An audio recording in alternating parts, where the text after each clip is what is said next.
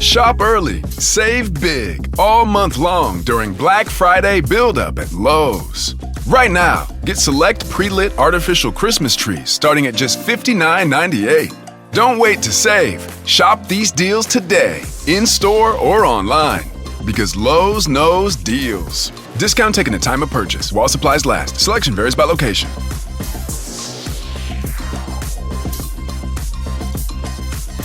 Hey everyone, and welcome to Real Life Real Crime Daily for Wednesday, November 1st, and I'm Jim Chapman. And I'm Woody Overton. And I'm Mike Agovino. The gang's all here. Gang's all here. Last time remotely for a while, hopefully. I'll be headed back as soon as we get done recording today. Well, how was everybody's Halloween? Rocking. The people up here in Wisconsin take that shit serious. I posted a TikTok last night of just 1 yard, and they must have $15,000 worth of decorations. It's crazy. Mike, what's your favorite costume you ever dressed up in? God, Mr. Belvedere. Mr. Belvedere. I don't know. What was my I usually just, put on some kind of crazy mask, and just some kind of monster mask. I've never gone with anything that elaborate. The easy go-to was either that or I have so many Giants jerseys and helmets that, doing a quick Eli Manning was always easy. Yeah, that's a good one. What about you, Woody? James Bond, white Hell jacket and whatever, but I wore no shirt. Oh, there you go. Dinner jacket was on James Bond after 6 o'clock. Yeah, I had a lot of body for it back then. I could get away with it. Sean Connery always wore a shirt. I know, but I was trying to be different. Well, I went as Stone Cold Steve Austin back in the mid 90s, right after I shaved my head. That was a good one. I had the whole vest and everything, and it had the rattlesnake on the back. Yeah, that was a fun year. Yep. Good deal. You could pull that off for sure. Yeah. Well, gentlemen, let's get ready for some crime time for Wednesday. All right, and we're going to go to Pittsburg first. And a man in Pittsburgh tried to kill his former neighbor twice before fatally shooting him. That's right. Twice before fatally shooting him. A 21-year-old man reportedly confessed to fatally shooting his former neighbor after attempting but failing to kill him 2 other times.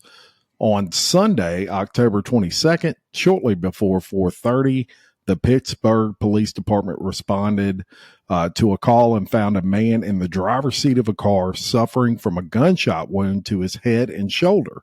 Medics transported the victim to the hospital where he was later pronounced deceased. He was identified as 29-year-old Joseph Sees Jr.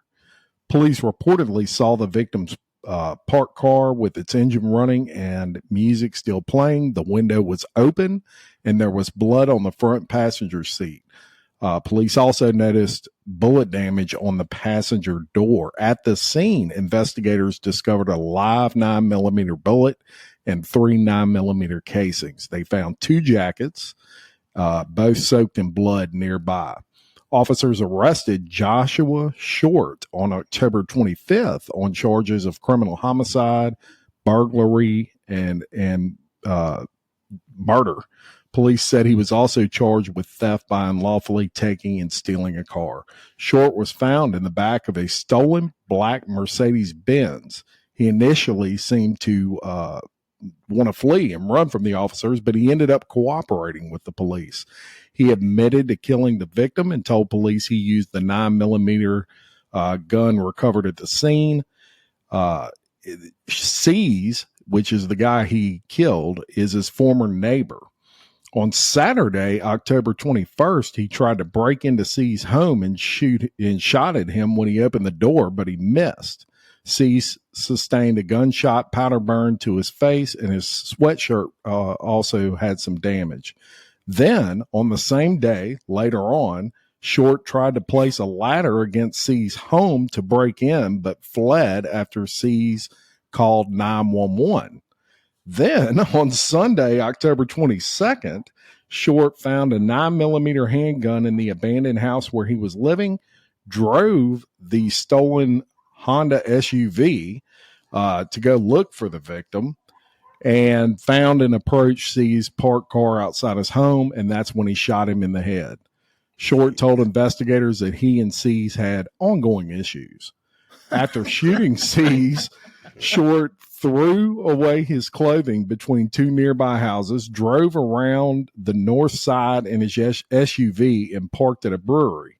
Some of Short's clothing, which included a black mask, black Levi's jeans, and a black Carhartt knit cap, was later found. Short reportedly returned to the scene 10 minutes later after police arrived.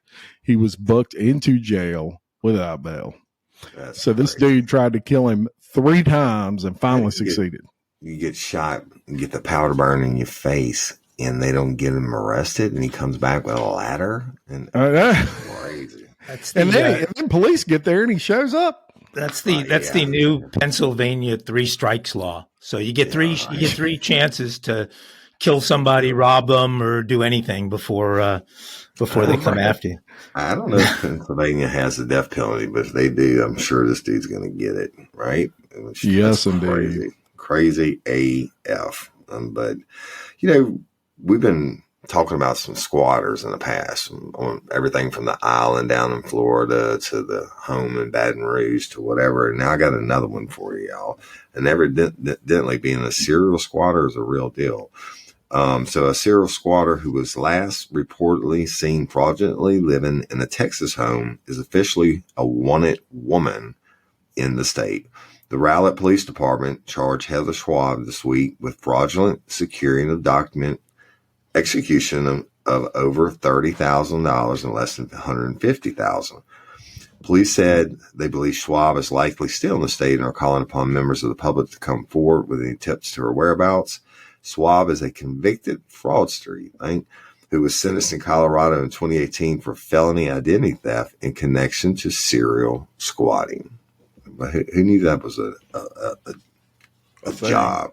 She was released in 2020 after serving only 16 months behind bars and came back into the public spotlight this year when a Rowlett homeowner, Jessica Davis, sounded the alarm that a woman using a false identity moved into her house without paying rent.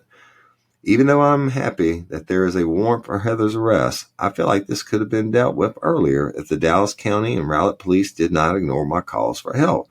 My proof of fraud, Davis said. Schwab's charges stem from a rental agreement she made with Davis, pledging she would pay $3,100 a month in a 12-month contract. Davis and her husband, Colin Davis, purchased their first home in December in Rowlett, roughly 20 miles outside of Dallas.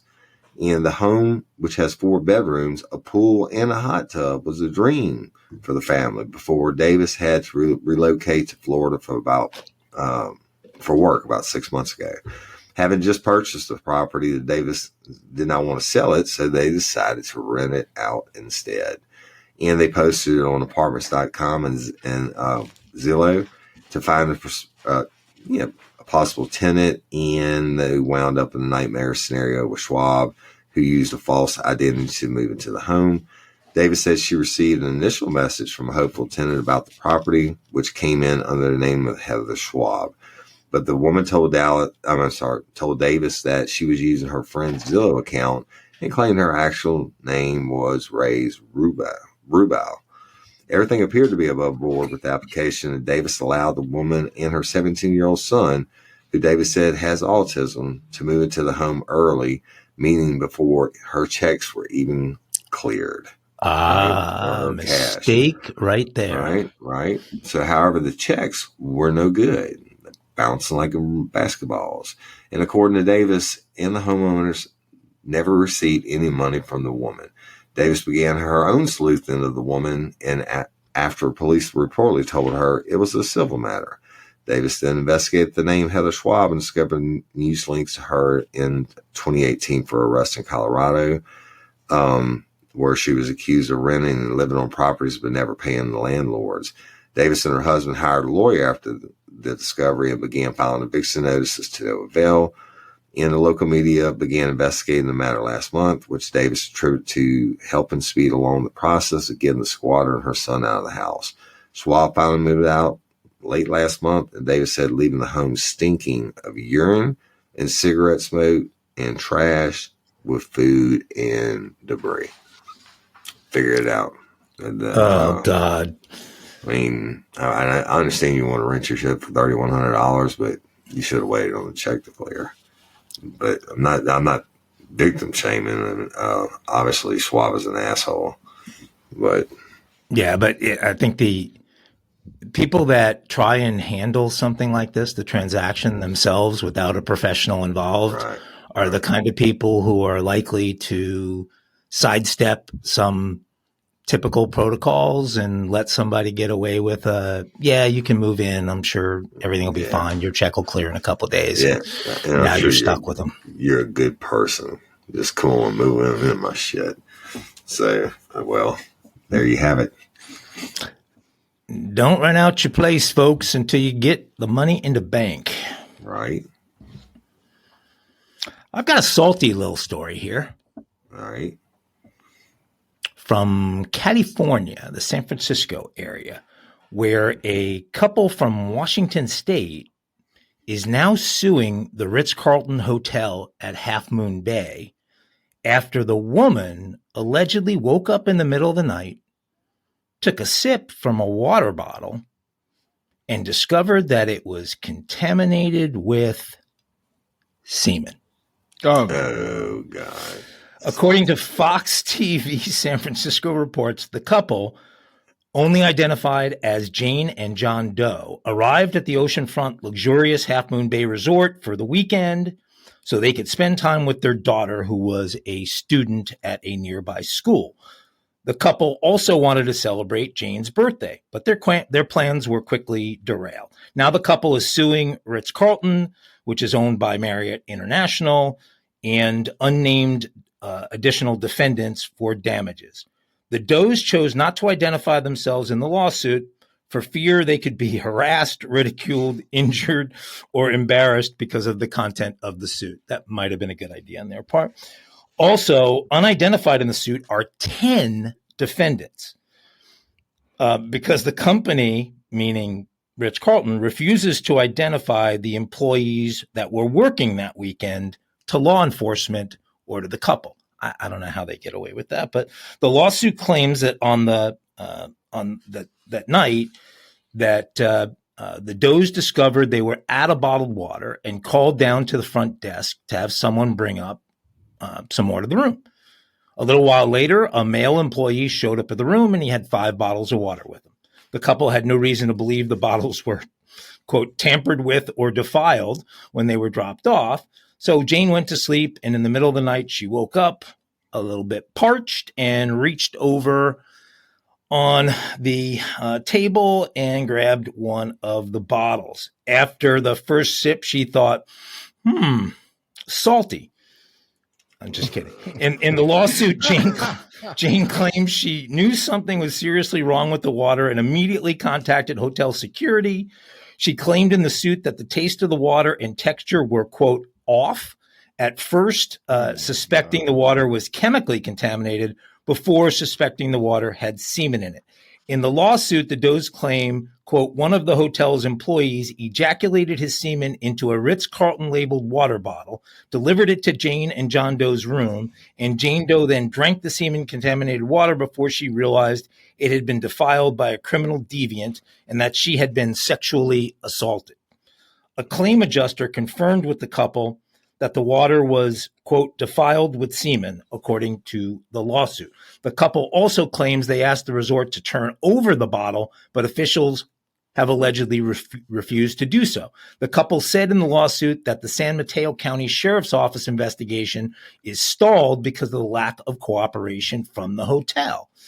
while seeking an independent investigation from local law enforcement into the DNA samples so they can be cross-checked against sex offender registries to possibly identify the suspect. The couple also wants the hotel's hiring practices to be scrutinized because a, quote, criminal deviant was able to sexually assault Jane Doe. Defendants acted wrongfully, maliciously, intentionally, and negligently, the lawsuit reads, suggesting the company is not accepting responsibility for what occurred. The couple's been married for 25 years and claims the incident has caused intimacy issues in their married life. The lawsuit notes that they claim the hotel offered them points when they told the staff about the concerns. Excuse me, man, we're not going to do anything about this, but how about 25,000 Marriott points in exchange for wiping the cum off of your cheek? A hotel spokesman stated that they do not comment on pending litigation. Okay, we've all worked in service industry jobs of some kind. And, you know, if you gave me a really hard time, I might maybe stick my finger in my nose and give you a little special something in your tuna salad or, you know, something like that. Sorry, I'm capable of that. But these people had to be just horrible in order for somebody to decide, yeah, let's jack it into a bottle of water. I have two things to say. One, I can understand the intimacy issues if this is legit, because I'm sure her husband doesn't want to kiss her anymore. Number two is, Mike, I want to know how you know that semen tastes salty. I knew that was coming. Woody, you promised you were never going to bring up the story of our contract negotiations. I can't believe you would do that right here. That's funny, y'all. That's no truth to that, by the way. Anyway, it was funny. That's a serious legal violation, though. You know, that 16202 mingling harmful substances. Yeah. And I don't know if it's really 16202. Right. I want to sound like Woody for a minute. That's a 16263. Perfect code for it, I think. But mingling harmful substances is serious charge. Yeah, I asked Jenny Perkins. But then when they broke into my hotel room and left a ball of pubic hair on my pillow, that we naturally sued the shit out of them, and they know who has that. Well, this one's a little bit different because they called down and they brought it up.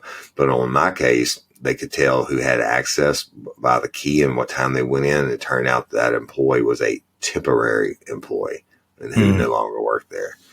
So, well, in this case, it sounds like there were 10 people working and they've formed a bond of solidarity, and that the hotel is sort of stuck where they don't even know who did it.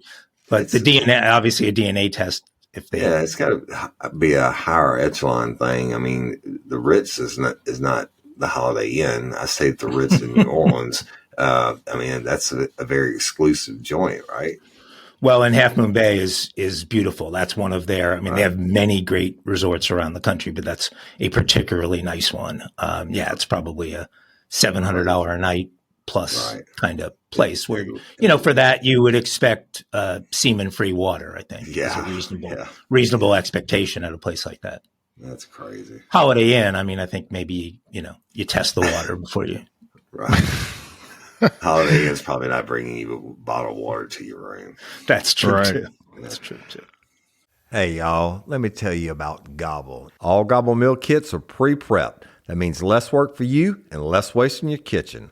Their meal kits include everything you need so you can save time at the store or just skip that trip entirely. I got the box in and I had 3 different meals. I had a Kung Pao chicken, crispy fish tacos, and a beef bourguignon, however you say it. But let me tell you about the classic beef bourguignon. Look, it came with beef pot roast and a beef broth concentrate, red wine demi-glaze, cremini mushrooms, cipollone onions, mashed potatoes, baby carrots, and rosemary thyme butter. It was so easy to make. Literally like 15 minutes it took Cindy. And let me tell you something, all the dishes were fire, but this thing was like a taste explosion in my mouth. It's just unreal. We've got to spend more time together and more time doing the things we love because everything came in this one single box.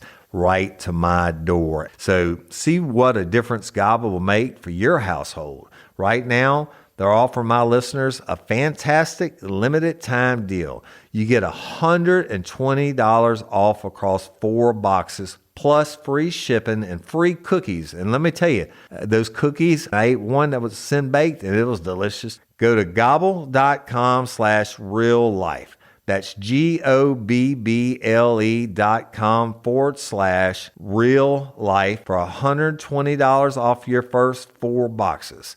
This offer is not available on the home site, so don't miss out. This is genius. It's taste explosions in your mouth like you never had. Hey ladies, are you feeling overwhelmed by hormonal changes? Well, you're definitely not alone. There are more than 1,000 hormone disruptors living in our environment right now. It's in your food, your water, the air you breathe, the clothes you wear, your skincare products. They all mess with your hormones. Then there's the natural hormone changes your body goes through, premenopause, menopause. And while it's a natural process, it doesn't mean you have to suffer through it. The good news is you don't have to suffer through it anymore, because now you have Hormone Harmony, a formula made only with herbal ingredients that are shown to reduce hormonal symptoms in women of all ages. Hormone Harmony is not just a hormone support and supplement. It's become a phenomenon. Women can't stop talking about it on social media. A bottle of Hormone Harmony is sold every 24 seconds. And the biggest benefit? Well, my wife says it makes her feel like her own self again. And that's what women mention over and over in the reviews. And there are over 30,000 reviews for Hormone Harmony. And for a limited time, you can get 15% off your entire first order at happymammoth.com. Just use code RLRC at checkout. That's happymammoth.com and use code RLRC for 15% off today. That's happymammoth.com and use code RLRC. All right, we're gonna, I came across this Facebook post actually yesterday, and was unaware that really these type of things existed, but I thought it was good to bring this to everybody's attention. So I'm gonna read the Facebook post. This comes from the St. Mary Parish Sheriff's Office, and they're talking about calming rooms. It says on Monday, October 30th, 2023, St. Mary Parish opened the second calming room in Louisiana. The room is a result of the efforts of Amanda Landry, which is executive director of CASA of the 16th Judicial District, who is working on a new early intervention grant for the St. Mary Parish Sheriff's Office. The grant is designed to help intervene in the lives of at-risk adolescents in order to get them back on track. And then Amanda Landry explained the need for the calming room. She said a courthouse can sometimes be overwhelming and chaotic. Our sensory room was created with the intention of providing a safe space for kids to just be kids. The hope is that the children and families we serve will have a happy place to play, visit, or just relax while they wait for their time in front of the judge. Both Landry and Lieutenant West use there's a principle called truth-based relationship intervention. They both follow that. They're both practitioners of that and follow that. So essentially what this room was created for was, I would imagine, if it's adolescent rape, or even just you're having to testify against a relative, maybe your mom and dad are going through a divorce. I don't know. Right. But it's a room specifically designed to essentially make this a safe environment for these kids. And they had a few pictures, and it was we'll post some on the Facebook page. But it looks almost like a little library, and it's got like a little tent in there where they can play and all of those sorts of things. So it's really that cool got thing. Me curious. Yeah, it is, and I'm sure Woody is much more familiar with this than I was, but it got me curious, and I'm like, man, they need this in Livingston Parish. As soon as I was thinking that, a lady had commented underneath it and said that, so I did some digging, and actually, Livingston Parish Public Schools has there's a physical education teacher named Lisa Dugas there that was recently awarded a grant from Cox Communication to create a sensory room. Now, this was back in 2019, this post, but for an elementary school there. And that room was to provide students and teachers a place where they can take a brain break. So this is, and I'm tying this all back to this. There's been a lot of shootings lately, a lot of, and of course, the one that just occurred was not a school shooting per se, but a lot of that derives back to mental health. And one thing that I really liked about seeing this is that this is a direct result of being concerned about our adolescents' mental health and trying to make a courtroom environment more comfortable or a school environment more comfortable for maybe kids that need that. So were you familiar with rooms like that? No, I wasn't. And I know we never had any. And I had all these babies that had to come in and testify in these trials, unfortunately. And they would have a victim's advocate assigned to them, and they would keep them like in a judge's chamber or whatever. So, I mean, the kids are freaked out anyway. So I think this is a genius idea. I'm a huge supporter of CASA, and I was going to be one of their guest waiters at the event last year, but I would, where the celebrity people, and you get the tips. But I had to go out of town at the last minute. But they doing great things. I think that's an excellent deal. And just these kids have been through enough. Even if it's a divorce case, like you said, but the ones I dealt with, it was just bad. Yeah, it could be they witnessed a murder and they're having to testify against a suspect. I don't know, but most times they were raped by family members or whatever, and they had to get up there and testify about it. Well, I don't know if they may have one here in Livingston Parish at their courthouse. I don't know. It said only 2 in the state, but if they don't, it'd be something to look into for sure. Right. Well, I know that the CASA, the OCS headquarters is right down the street from it. So maybe they keep them over there now. The new courthouse. I don't know, but very interesting. I didn't know about that. Pretty cool. How do they determine who's eligible and not eligible for this? Because I certainly see it as something that would be extremely helpful for some and most kids that have to do something very difficult and going in front of a court. But what about some juveniles who have demonstrated some dangerous behavior, violent behavior, stuff like that? They don't offer the same thing to them, or do they? No, I'm sure they would take them out and remove them from the situation, right? Are you talking about like child criminals that have to go to court? Should they come in handcuffs and shackles? I would imagine that. And on the other end, I would imagine child advocacy services would make that determination on. But if it's a child that was a troublemaker that committed a crime, I wouldn't think they would have.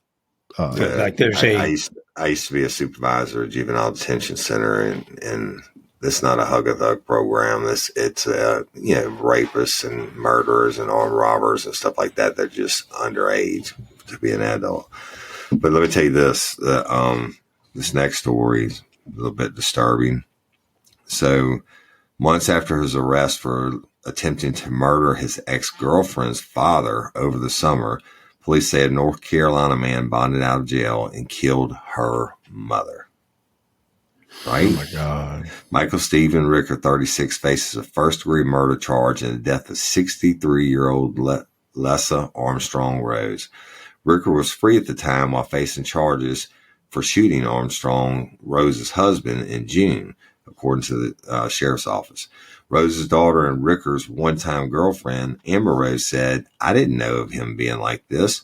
The first couple of years, it was great. We got along great. He got along with my family great. My family treated him as one of the family members.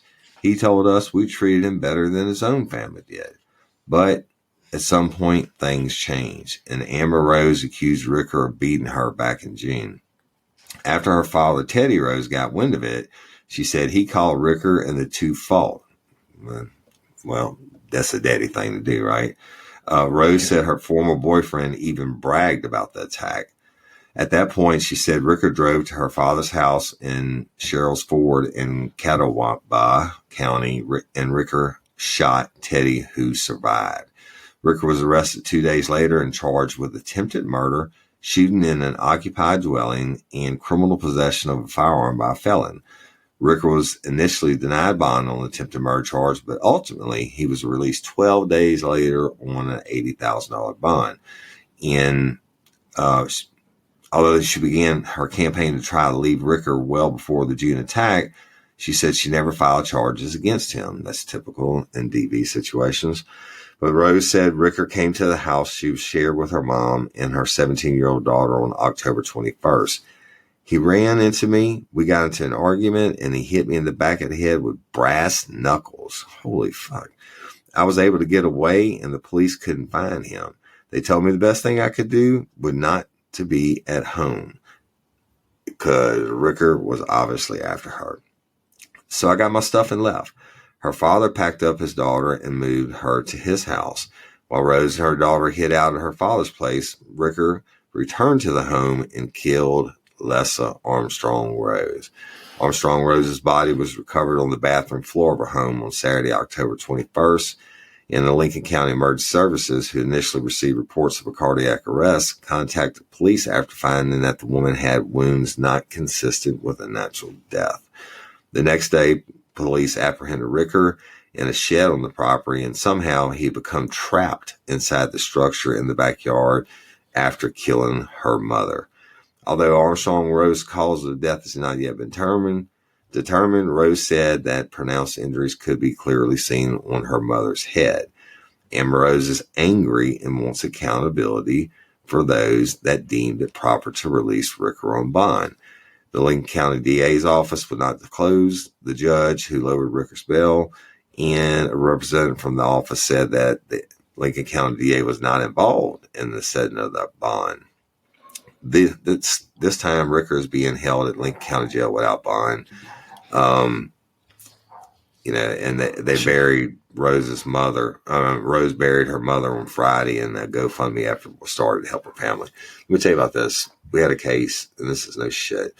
A guy was in for DV on his wife, domestic violence, on his wife, and the judge, I'm not going to say who, and then this is real shit I need to cover on the original one day. The judge lets him out on a low bond and with a no contact order. Anytime you get out on something like that, you got a no contact order anyway. And he went to his house and killed his wife and 2 kids. And that judge told me, she said, I will never let another motherfucker bond out on domestic violence as long as I'm a judge. She was a little cray though, the judge was.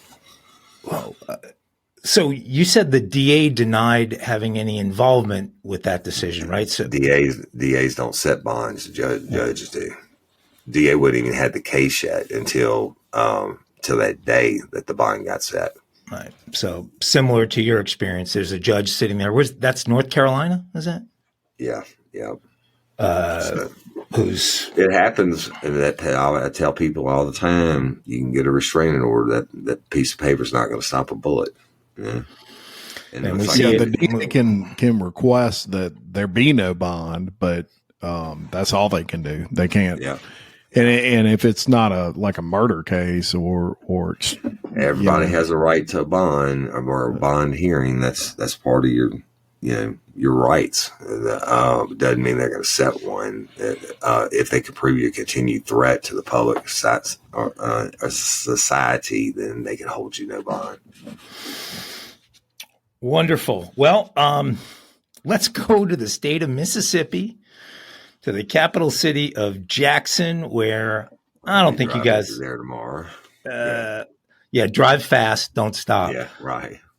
You're not going to believe this one. Okay, so the mayor of Jackson has said that a miscommunication between several government offices led to a 6-month delay and a family finding out that their missing son had died.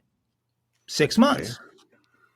Dexter Wade, age 37, was allegedly struck by a Jackson Police Department vehicle driven by an off-duty officer back on March 5th while walking near the I-55 and McDowell Road.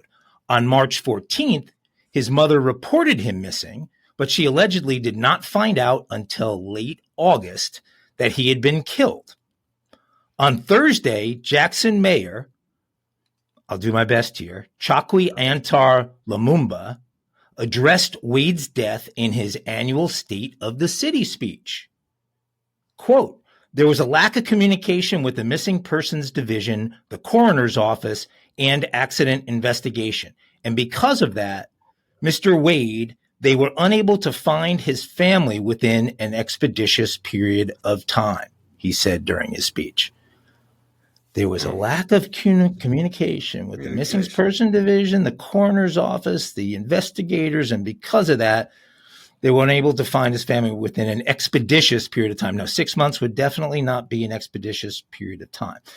It is tragic to lose your child. It's tragic to suffer consequences of having to bury your child before you pass. But to add insult to that trauma, it is even more difficult to not have the ability to have a proper burial for your child, Lumumba also said during the speech.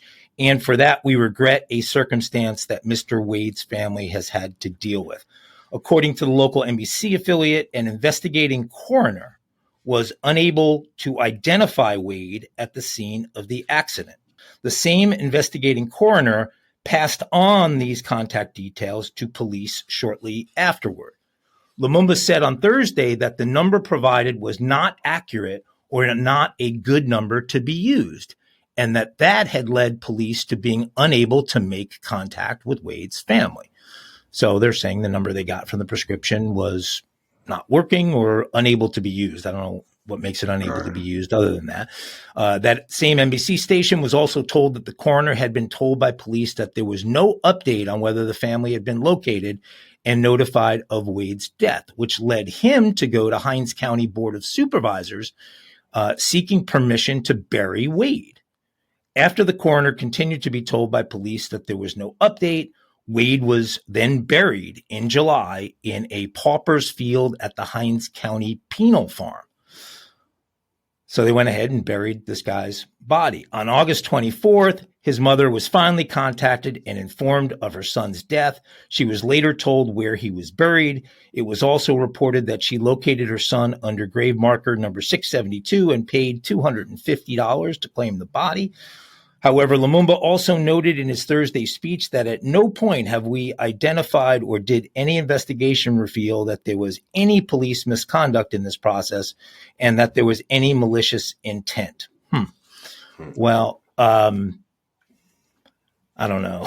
You go, it's a off-duty cop that runs him over, and then you fumble between departments on identifying the person and don't get to the mother until he's long ago buried and 6 months after the thing happened. That smells pretty sure there'll be some new policy and procedures written because of this incident. It's just stupid. Yeah, and horrible. Is it just stupid and horrible, or do you think there's potential for? I think there's potential cover. It's called cover your ass. Oh shit. I don't think it's department wide or statewide or whatever. It's just maybe somebody's trying to take care of their homeboy, or I don't know. Yeah, it sure sounds fishy. So hopefully they're going to get investigators involved and get to the bottom of it. Right, no doubt. We talked about a story. This was back in July, and hopefully listeners out there remember us talking about a man found naked in a barrel in Malibu, California on the beach. We do. Remember that? Yeah. Well, we have an update. Officials have arrested 2 suspects in connection with the death of that man whose body was found in a large barrel at Malibu Beach.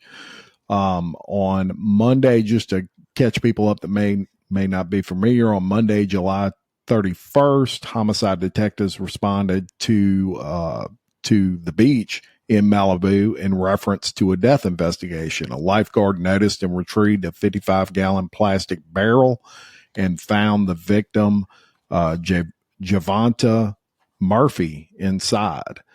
Well, investigators determined Murphy had not been in the barrel for long before the discovery. The sheriff's office then identified 37-year-old Joshua Lee Simmons and 41-year-old Dennis Vance as the suspects and said they were known acquaintances of the victim. Now, they don't have a motive yet. And it'd be kind of hard to determine why someone would do that, to be honest. But Murphy's brother was one of 5 people arrested in connection with a rapper by the name of Pop Smoke's death in 2020. Pop Smokes. Yeah. Murphy's brother was later cleared of attempted murder charges in that crime. Authorities were investigating whether Murphy's killing was a form of retaliation for the killing of Pop Smoke. So now they're thinking this was related directly to that. Simmons was charged with murder, personal use of a firearm, and criminal threats. He was also charged with attempted robbery. And get this, 2 counts of criminal threats with a personal use of bear spray in connection with a robbery in El Monte last month, El Monte, California. So he actually attempted a robbery by spraying people with bear spray. That's probably even more powerful than P plus B, Woody? It got to be pretty badass and get a bear, right? The El Monte Police Department released Simmons' photos stating he was that on Saturday, September 2nd, he attempted a smash and grab robbery at a jewelry store. He used bear spray in that incident, and he actually used it on the employees. However, workers were able to stop the suspect's effort.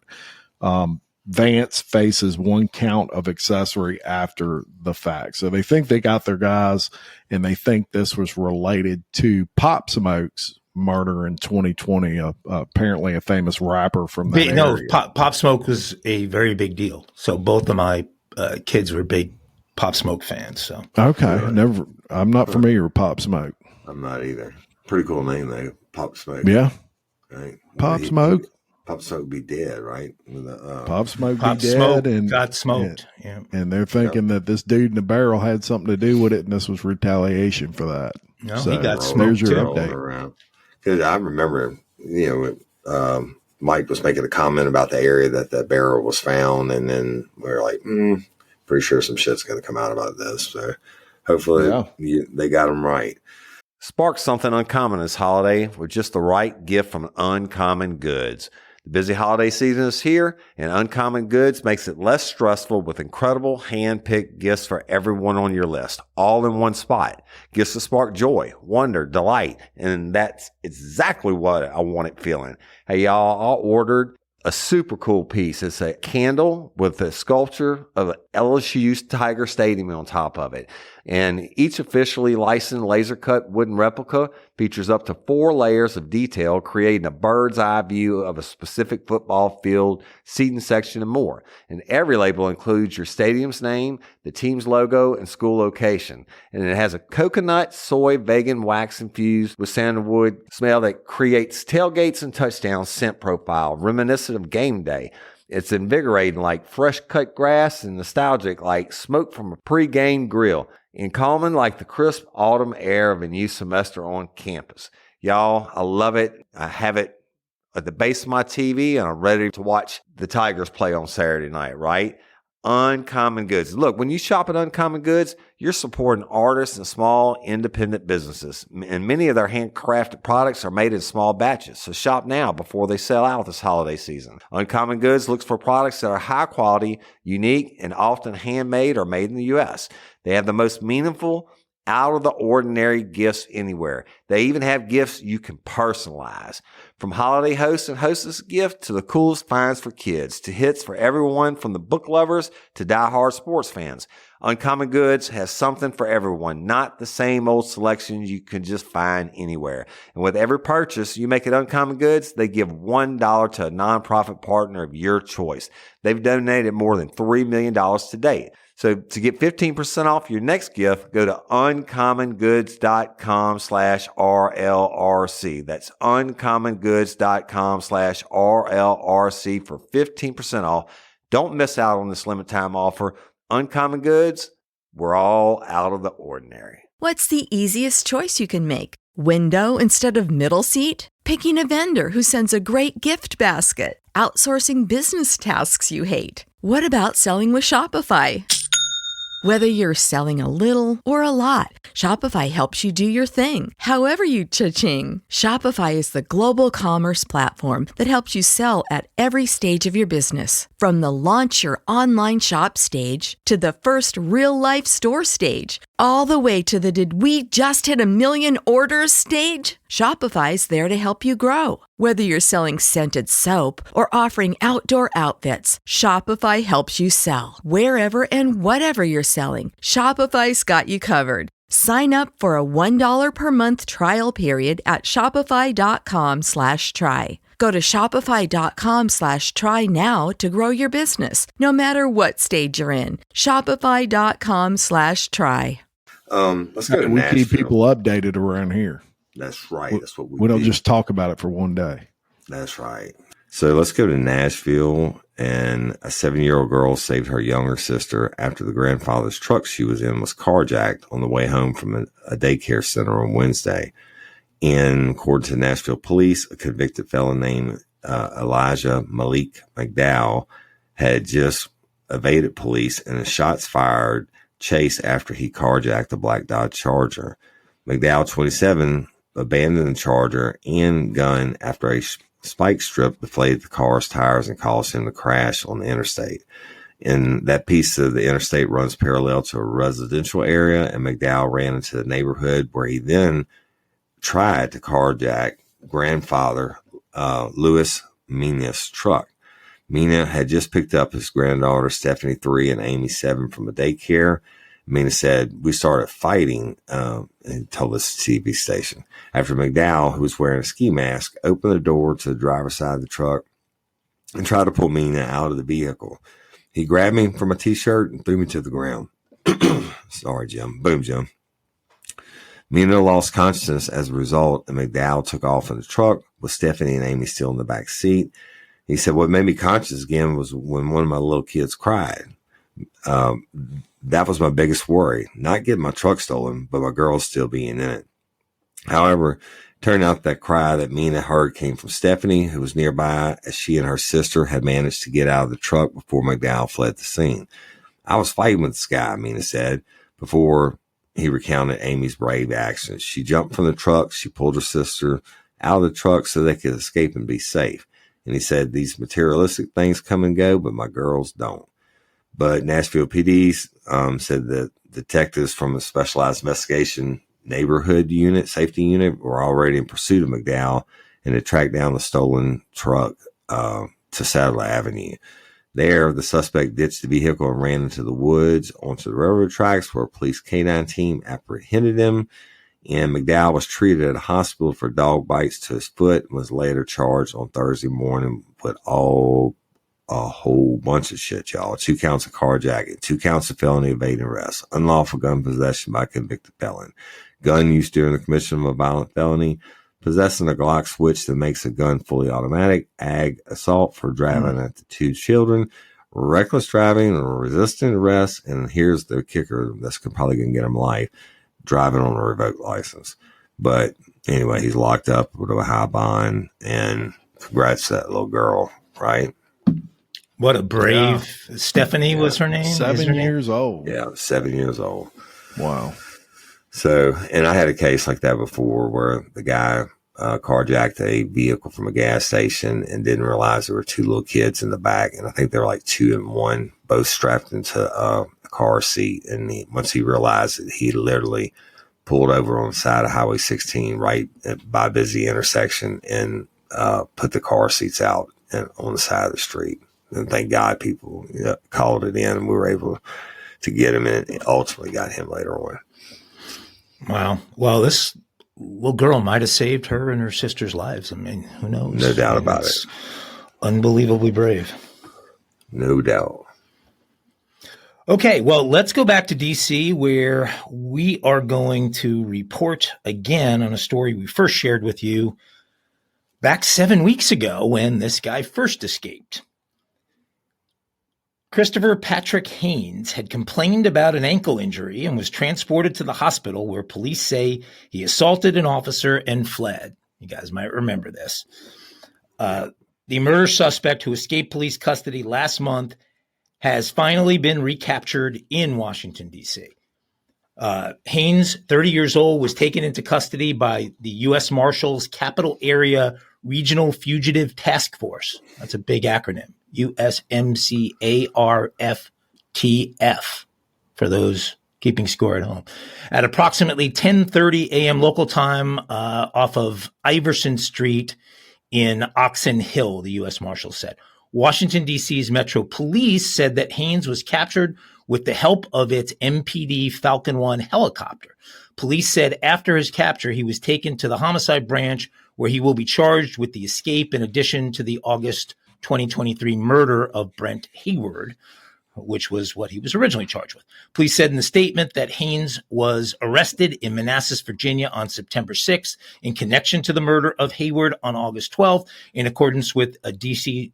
Superior Court arrest warrant, he was later transported to George Washington Hospital after he complained of ankle pain from a pre-existing injury, all of this happened while he was being processed. While he was at the hospital, an officer tried to change his handcuffs to cuff one of his hands to a gurney when Haynes physically assaulted the officer and fled the hospital with one handcuff still attached to his wrist. Police said two officers who had been with Haynes at the time tried to chase him but were unable to catch him. Secret Service spokesperson Anthony Guglielmi said in a Twitter post that they placed, quote, temporary precautionary closures as well as support units in the area around the White House because this place was located less than a mile away, the hospital where Haynes escaped. George Washington University also said it canceled all in-person classes, events, and other activities as a precaution. During a press conference on Thursday about Haynes' recapture, Commander Don Snyder with the Capital Area Regional Fugitive Task Force said that the reason why it took them some time to find him was because, quote, we basically had to reestablish the investigation from the start. He added that Haynes had also been, quote, taking evasive actions to avoid capture. I would believe that most people who escape would be taking evasive actions to avoid capture. This isn't the first time Haynes has been accused of assaulting officers. Back in September of 2020, he allegedly tried to strike 3 Prince William County police officers with his vehicle and pleaded guilty to 3 counts of attempted malicious wounding on that occasion. The good news is they finally have this guy back in custody after 7 years. Not everybody tries to evade capture. Remember, we had those yahoos that broke out and went to the Waffle House. You don't think they were trying to evade capture at the Waffle House? Yeah, I don't know. They were just a little bit hungry. Isn't this the same story where the guards were asleep, like they were giving this guy the MRI? They took the cuffs off or whatever. No, I think this is the one where they forgot to put the solid cuffs back on him that they put so he could have the ankle looked at. They put on the plastic cuffs. And, that's what I'm talking about. They were giving him an MRI and they didn't put it back on. Yeah, I think that I think the guards were asleep, but maybe I think that was a Philly one. That sounds like something that can only happen in Pennsylvania. Is my guess on that one. Well, it's mile high crime time, y'all. Mile high crime. You know, our next episode, we'll have our sound effects back. That's right. What people miss the most, I think. Be back in effect. They miss Tiffany's voice. They don't miss anything about us. They miss the sound effects. That's right. I'm sure that is the case. We'll have to do some research on that. Well, and, you know, the Border Patrol gets a lot of negative publicity sometimes, but I want to shout them out for some good publicity on this one. 2 suspects in a Maryland rape case were arrested at Washington Dulles International Airport by U.S. Customs and Border Protection officers as they were trying to flee on Thursday of last week. Oscar Armando Hernandez of El Salvador was arrested on a Montgomery County warrant for rape and sexual abuse of a minor. The Border Patrol's National Targeting Center notified Dulles officers of Hernandez's departing flight to El Salvador, and he was apprehended at the departure gate. Hernandez is illegally present in the U.S. after being ordered to be removed by immigration in 2006. Officers later identified Carlos Molina, 53 of El Salvador, as a suspect in a rape case, separate rape case, while vetting departing international flights. 9 hours later, officers arrested Molina on Prince George's County warrant for rape as he tried to board a flight to El Salvador. So both men were turned over to airport police, and I'm sure they're sitting right where they should be right now in jail. But, you know, an inch away from them getting away, I guess, right. And the Border Patrol made it happen. Right. And I know they have a way that they can track people and stuff like that. So, but shout out for them for doing it and getting a punk ass pedophile. And then the amazing thing was that, you know, you're looking for information on one, and then you notice there's another guy you're looking for. Right. And so that, you know, it was kind of like a just great circumstances there where they caught them both. Well, when you talk about an impossible, thankless job over the last few years in this country, those Border Patrol agents. Yep. 100%. For real, right? Well, I almost became one, Border Patrol, but that's a story for another day. All right, so y'all, this is a little bit different. I looked it up and it falls under kinky crimes in my mind. So it says, what was your source for looking it up to find out if it fit under kinky crimes? Researching kinky crimes. But the first report that a man had slashed at the buttocks of a woman at a Virginia shopping center came in February of 2011. By August, 9 women had reported that a man had slashed at their butts with what they thought was a razor or a box cutter. And each time there was some sort of distraction, like a clothes rack being knocked over. Then the man would slash the women and simply walk away. Luckily, none of the women were seriously hurt, but it was becoming a real problem. So the Fairfax County Police formed a task force to get to the bottom of it. Using images from surveillance cameras, they were able to identify Johnny D. Gillian Pimentel as a slasher in September, but he had disappeared from the area. He was later spotted in his home country of Peru and arrested. Then in December of 2012, he was handed over to Interpol and brought back to the U.S. to stand trial, and he pled guilty to malicious wounding and so a whole bunch of other charges. But that's kind of weird, right? Slashing asses, huh? The slashing asses for kinky crimes. I got to go research that one some more, but I still think it falls under kinky crimes. Why would I think it would, just because it sounds like some sort of fetish thing. He was doing this, and this is 12 cases. That's what I was thinking. It's got to be a fetish. So I'm gonna look at my FBI database. I don't remember hearing that one, but I'm pretty sure if it wasn't in there, it's probably in there now. Yeah. So, but if you have a big ass fetish, why would you go around slashing ass? Maybe he's mad at ass. He did have a great name, though. I'm sure that Peruvian headline that day of the ass slasher finally being apprehended. You wouldn't think that they would extradite somebody from Peru for slashing ass, but I guess it was, he got 11 or 12 of them, and you slash enough ass. Slashing ass. Get extradited. He's trying to give you that extra split in the ass. But he wasn't slashing any South American ass. He strictly slashed ass. I'm sure he slashed ass in South America too. Well, a lot of ass got slashed that way. Anyway, my God! There's your kinky crimes for Wednesday. The Very ass good. Slasher. Okay, good one. That is a good one. Let me tell you the story about, Banjos, please. No banjos, but Here we go. Ding, ding, ding. Pretend you just got some banjos. We're going to tell you the story of Cassia Shelton, just 20 years old. And she was sure that she had done nothing wrong and couldn't understand why Muncie, Indiana police wanted to arrest her. After all, she had had the job opportunity of her lifetime, and surely everyone would understand. RDI Motors didn't understand, and that's why they called the police to report the theft of a Kia Optima.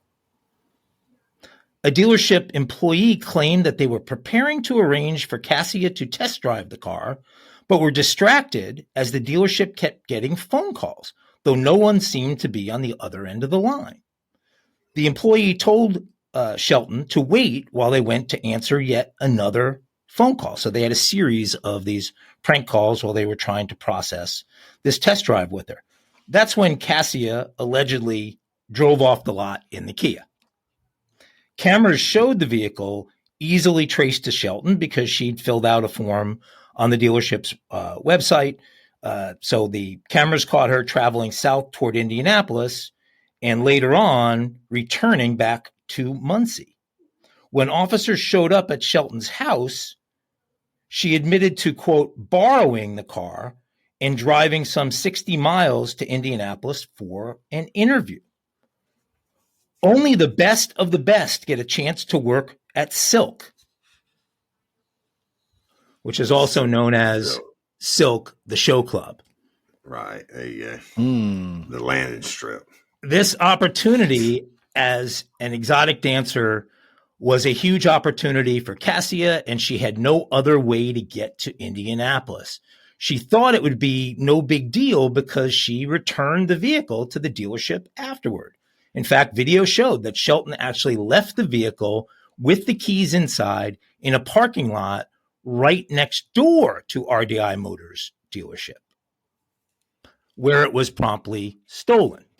So RDI Motors was ultimately able to recover the vehicle, which was found in Anderson, Indiana, about 20 miles away from Muncie.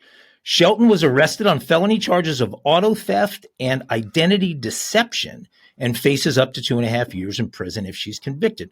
Police have not said who they believe was placing the calls to the dealership to distract them so Shelton could take the vehicle. Shelton is trying to arrange a table dance credit at Silk in exchange for RDI dropping the charges. It's unknown whether that particular financial arrangement is going to be consummated. You guys think about that. I mean, this was the opportunity of her life. She had no other way to get to Indianapolis, and she was just borrowing the car, man. Right. And, I mean, this is Silk we're talking about, not some second-rate. Maybe the car company can hold their Christmas party there, and all will be forgiven. Right. Well, I took it upon myself to do a little checking into Silk, and I'm sure you did. To be a responsible journalist is to look at all sides of the story, Woody, as you know. And so my investigation into Silk would indicate that this might not be the job opportunity of the century, as it was on the Ago scale of exotic clubs, 0 to 10, I would give Silk about a 3. Yeah, hey, they need shitty strip clubs too, right? You got shitty bar rooms. You got ritzy bar rooms. Some people feel more at home in a shitty strip club. Well, maybe that's why she stole or borrowed the Kia. If the club was a 10, maybe she would have gone to a BMW. Yeah, a Porsche or something. Yeah. That's funny. Good one. Dumb. She deserves some banjos. Ding, ding, ding. Ding. I don't know if that's banjos or the start of a round, but right. Yeah. So ding, ding, ding. Well, that's our show for today. Yeah, we love and appreciate each and every one of y'all. We're going to be back in the studio on Thursday, barring any unforeseen complications. And we appreciate y'all and loving each and every one of you. Please continue to like and share and all that good podcaster stuff. That's right. I just want to give a quick shout out to my lifelong friend, AJ Benza, who I have done a podcast with now for almost 10 years, called Fame is a Bitch. AJ is in the hospital back in California in a pretty serious condition. And so, love you, brother. And I know you'll come through this. Prayers for him. Right. And he slapped Stuttering John in the 90s on the Howard Stern show. He that did. Was my favorite moment. He did slap Stuttering John. I remember that. Yeah. So hope he feels better soon. Yeah. I hope you get well, bro. That's right. So. All right. Until next time, I'm Jim Chapman. And I'm Woody Overton. And I'm Mike Agovino. For Real Life, Real Crime Daily. Peace. Aglets. Fall into big savings, all in the Kroger app. Get 6 packs of Coca-Cola, Pepsi, or 7-Up for $2.99 each. Then get juicy red, green, or black seedless grapes for 99 cents a pound, all with your card and a digital coupon. Shop these deals at your local Kroger today, or tap the screen now to download the Kroger app to save big today. Kroger, fresh for everyone. Prices and product availability subject to change. Restrictions apply. See site for details.